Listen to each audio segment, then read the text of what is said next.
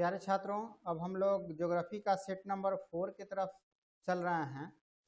चूँकि हम लोगों को समय बहुत कम है, इसलिए जल्दी जल्दी कार्य करना है। समय अगर बच जाता है तो हम लोग सब्जेक्टिव को देखेंगे। चूँकि यह 50% ऑब्जेक्टिव ही रहता है, तो इसीलिए इसको हम लोगों को देख लेना है, और ये सभी बहुत इंपॉर्टेंट क्वेश्चन है। चलिए, हम लोगों का पहला क्वेश्चन है कि भारत में सबसे पहले कोयले की खुदाई कब प्रारंभ की हुई है? तो वह 1814 में आरंभ हुआ था। एल्युमिनियम बनाने के लिए कच्चे माल के रूप में किस खनिज अयस्क का उपयोग किया जाता है? तो बॉक्साइट का। भारत में मैग्नीज का उत्पादन कितना है? तो वह 18 लाख टन है मैग्नीज का उत्पादन। मुंबई हाई क्षेत्र जहां खनिज तेल मिलता है, अरब सागर में बंदरगाह से कितनी दूर है? तो 150 किलोमीटर दूर है यह अरब सागर से। निम्नलिखित में से कौन सी रोपण फसल नहीं है? तो वह गेहूं। कौन सी रोपण फसल नहीं है? तो वह गेहूं नहीं है। निम्नलिखित में से किस देश में सहकारी कृषि का सफल परीक्षण किया गया है? तो वह है रूस। फूलों की कृषि कहलाती है पुष्पोत्पादन। पुष्पोत्पादन। निम्नलिखित में से कौन सी कृषि के प्रकार का विकास यूरोपीय औपनिवेशिक समूह द्वारा किया गया? तो वह है जो है थिरोपण कृषि के द्वारा। निम्नलिखित प्रदेशों में से किसमें विस्तृत वाणिज्य अनाज की कृषि नहीं की जाती है? तो वह अमेजन बेसिन में नहीं की जाती है। निम्नलिखित में से किस प्रकार की कृषि में खट्टे रसदार फलों की कृषि की जाती है? तो भूमध्य सागरीय क्षेत्रों में, भूमध्य सागरीय कृषि में जो है खट्टे फलों का कृषि किया जाता है। निम्न कृषि के प्रकारों में से कौन सा प्रकार कर्तन दहन कृषि का प्रकार है? तो वह है आदिकालीन निर्वाह कृषि। निम्नलिखित में से कौन सी एकल कृषि नहीं है? तो डेयरी कृषि जो है एकल कृषि नहीं है। लिग्नाइट या भूरे कोयले में कार्बन का अंश कितने प्रतिशत होते हैं?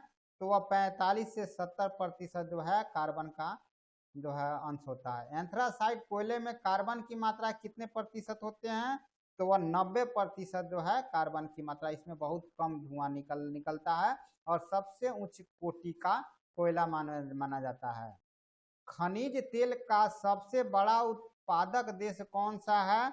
तो वह है सऊदी अरब। खनिज तेल का सबसे बड़ा उत्पादक देश। विश्व के सबसे बड़े लौह भंडार कहाँ हैं? तो रूस में सबसे ज्यादा लोहा जो है भंडारित है। प्राथमिक कार्यकलाप क्या है? तो वह कृषि कहलाता है प्राथमिक कार्यकलाप। मानव का प्राचीनतम कार्यकलाप था आखेट एवं संग्रह, यानी शिकार करना और इकट्ठा करना प्रथम कार्यकलाप था।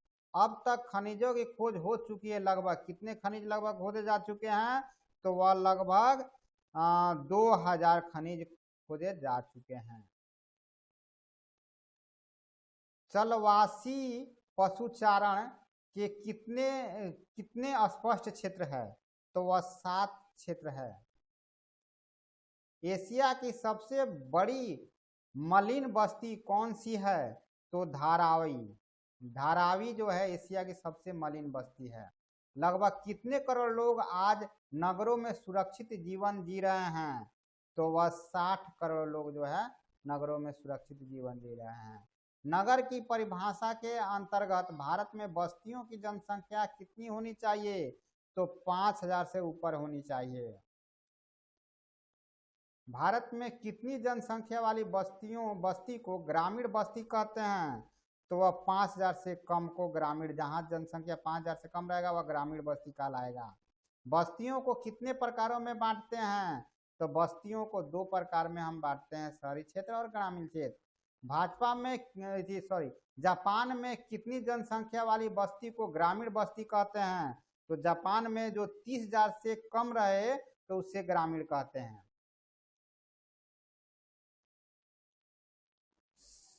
2006 की सूची के अनुसार टोक्यो की जनसंख्या क्या रही है?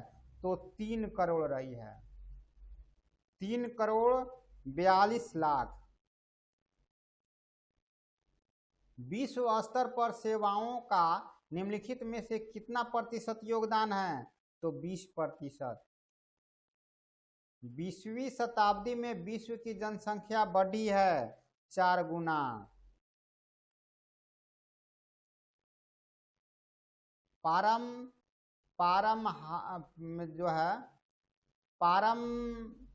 पारमहाद्वीपीय स्टुअर्ड महामार्ग किनके मध्य से गुजरता है?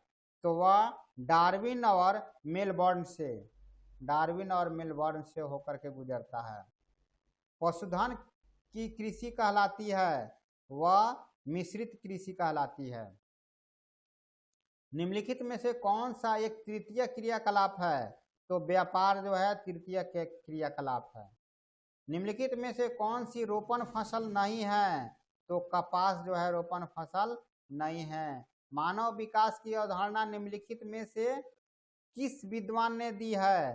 तो प्रोफेसर अमर्त्य सेन के द्वारा दिया गया है। रुको और जाओ निश्चयवाद संकल्पना किसकी देन है? तो वह टेलर की है। डिगबोई किस राज्य में अवस्थित है? असम में।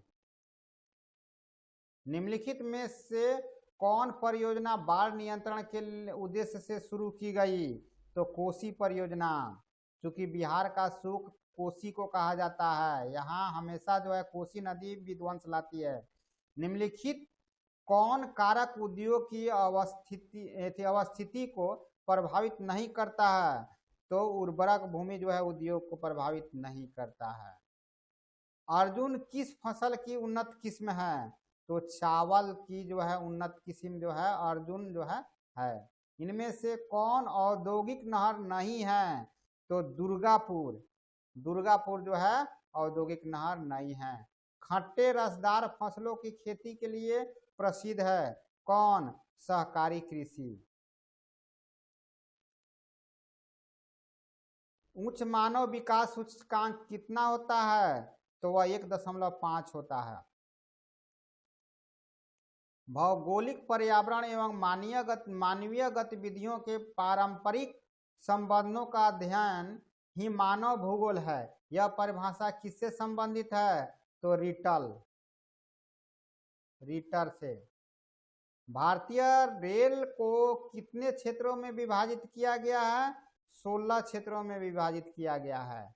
डिगबोई को असम में है, डिगबोई जो असम में है प्रसिद्ध है किस चीज के लिए? खनिज तेल के लिए। मैनचेस्टर प्रसिद्ध है सूती वस्त्र उद्योग के लिए। निम्नलिखित में से कौन सा लौह अयस्क नहीं है? तो लिग्नाइट।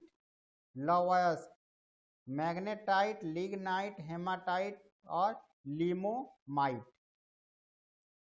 तो लिग्नाइट नहीं है।